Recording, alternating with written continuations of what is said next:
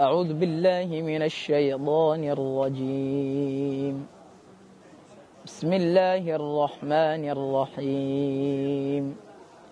ومن أعرض عن ذكري فإن له معيشة ضنكا ونحشره يوم القيامة أعمى قال رب لم حشرتني أعمى وقد كنت بصيرا قال كذلك أتتك آياتنا فنسيتها وكذلك اليوم تنسى وكذلك نجزي من أسرف ولم يؤمن بآيات ربه ولعذاب الآخرة أشد وأبقى.